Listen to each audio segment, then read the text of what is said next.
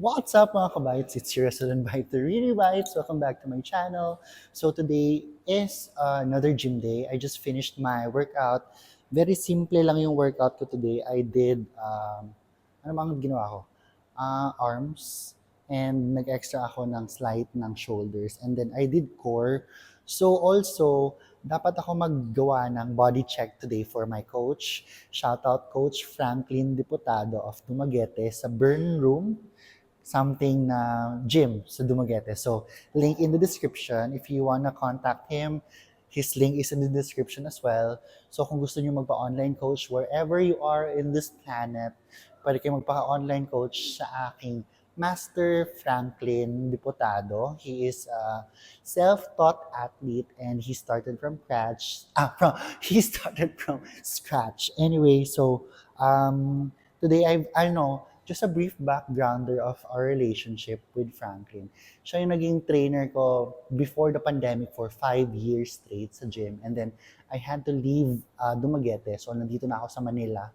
And for some time, I stopped working out. So, I'm back for a year now. Kakabalik ko lang. So, mag-1 year ako this November na straight na nag-workout. So, I've been having online training with him, and then today I'm gonna do poses na he will have to watch kasi hindi ako makakasend ng picture just because I'm out of time. So gusto ko na, I have to do a vlog din kasi, and then something like, para isang vlog, magkasama na vlog, and then magkasama na yung body check for my coach. So, Coach Franklin, this is my front pose. Sana ma-appreciate mo. So, ang sabi sa akin ni Coach Franklin, tadyak, tadyak ang legs, pakita ang legs, make sure naka-flex ang legs, and then next, naka-flex ang chan, and then next, flex ang arms, it-twist backward, and then i-raise. Forward whatever torso or anong part. So, ayan siya. As you can see, that's my physique right now. And then I'll twist. That's the back. So, I'm not sure if I have a Christmas tree, but I have a bad back. I have mild scoliosis. So, medyo hindi siya pantay. But, nonetheless, I still do my best. Parang gusto kong ibalik yung body ko dati. Pero kasi, mahirap na siya ibalik. Kasi, medyo wala akong trainer and then wala akong spotter here sa Manila. Very reliant lang tayo sa online coaching. Wala akong whey, wala akong any supplement except creatine and then pre-workout, yun lang. At saka, I eat a lot. I eat slow pero I eat a lot. I'm always hungry. So anyway, eto na siya. So again, let's show, that was the front. Let's show Coach Franklin the side. I don't know how to pose really. So Coach Franklin corrected my poses. I had to wait na mag 10 p.m. dito sa gym para wala ng music.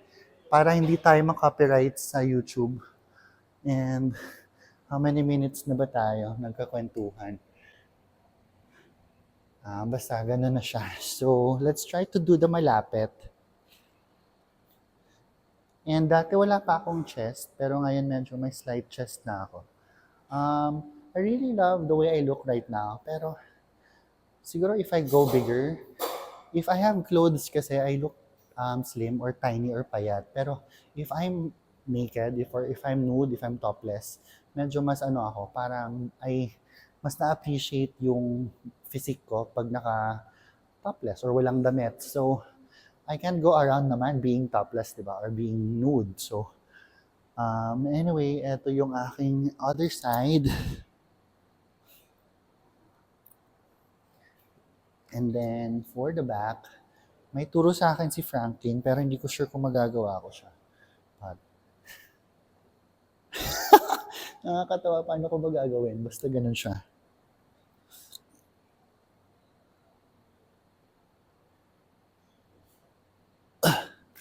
Anyway, as you can see, hindi pantay ang aking likod, but I did abs today. So, meron akong V-cut. Ayan siya.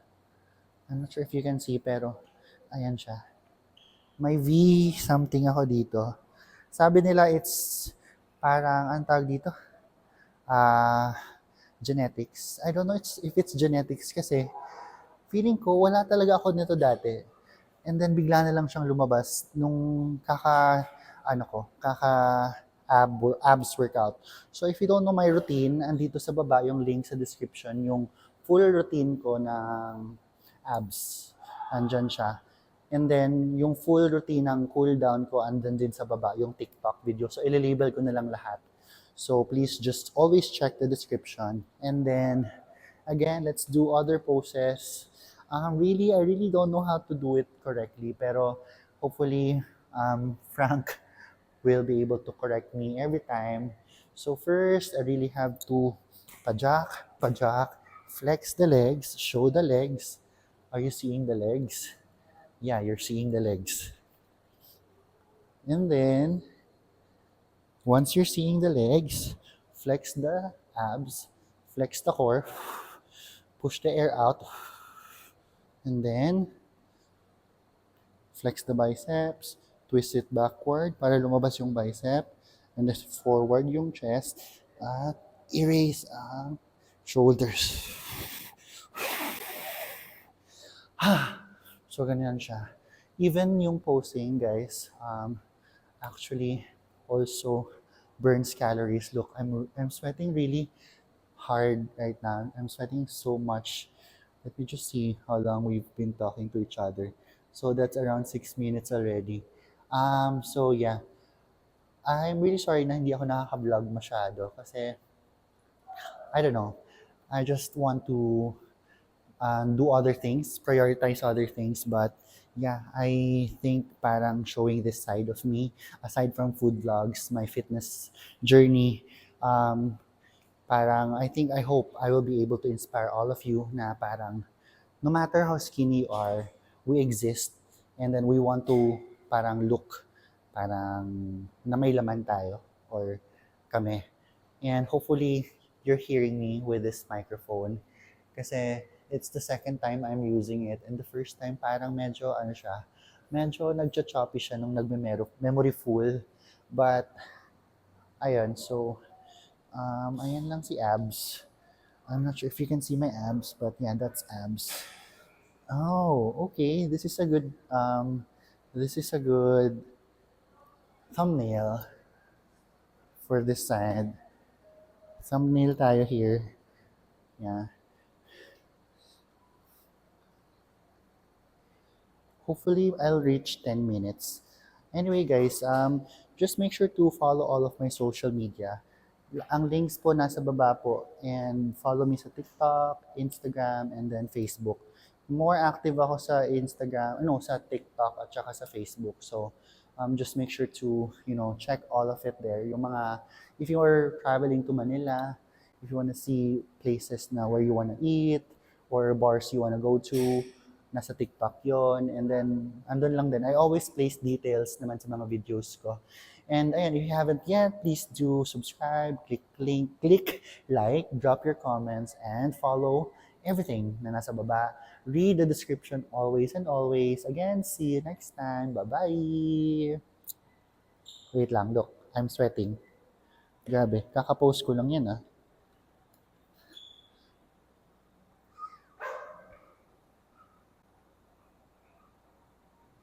Hindi ako nagwo-workout pero I'm still sweating. Ganyan ako talaga. Also, I've been having matters when it comes to cardio. Kasi parang I really don't like cardio eh. It's so, talaga, parang nakakapagod mag-cardio. I only do 10 minutes of cardio and that's just walking ha. That's just brisk walking. That's so embarrassing. I should be doing 10 minutes, 30 minutes na run. But yeah, also the secret to having abs is actually 30 minutes cardio. Run, walk, pero kung kaya mag-run ka, that's before your workout if you're trying to build muscles. But if you're trying to burn fat or lose weight, you can do it before and after or after. Kasi nakaka-lusaw ng muscle yung cardio as well. So for me, I do it before para may pump pa rin after ng workout. Also, Try to just always flex hanggang masanay yung chan nyo. Masasanay din yung chan nyo, parang, ano lang siya, para lumabas lang din yung abs. Okay? Ayun lang. Bye-bye. Second time.